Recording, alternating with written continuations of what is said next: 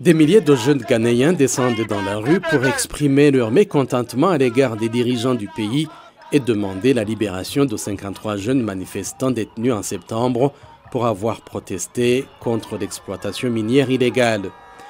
Joshua Boidou, un influenceur des médias sociaux devenu activiste, dirige le rassemblement. Avec une audience en ligne d'environ 2 millions de personnes, Boidou utilise sa plateforme pour canaliser les frustrations des jeunes. Ils sont fatigués des allers-retours incessants entre les deux principaux partis du pays.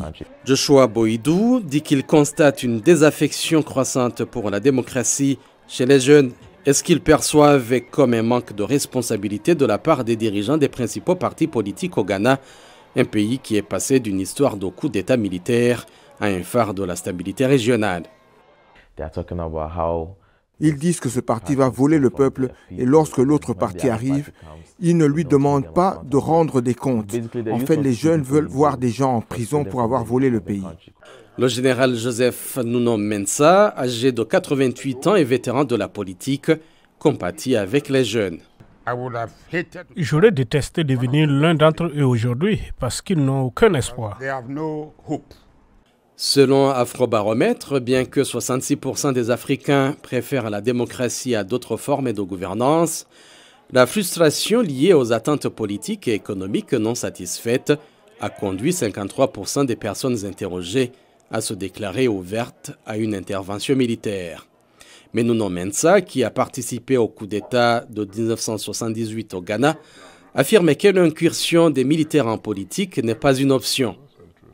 Une fois que l'armée est impliquée dans la politique, vous êtes sur la voie de la destruction. Cela peut prendre du temps, mais cela viendra. Nuno Mensah affirme que le rôle de l'armée est de sauvegarder le pays et de protéger sa démocratie. Regardez le Soudan aujourd'hui. Ces militaires qui sont censés unir et défendre le Soudan se battent pour le pouvoir. Ils se battent pour le pouvoir parce que le pouvoir corrompt aussi. Au cours des 10 dernières années, Afrobaromètre a constaté un net recul de la préférence des Africains pour la démocratie, exacerbée par des élections truquées. L'organisation souligne qu'il est essentiel de garantir des élections libres et équitables pour inverser cette tendance. Les citoyens peuvent se rendre aux urnes en sachant que ce qu'ils y disent reflète la volonté réelle du peuple et qu'ils savent qu'ils peuvent chasser un gouvernement s'il se comporte mal. Lorsque les élections deviennent aussi efficaces, la relation de responsabilité commence à se construire à partir de là.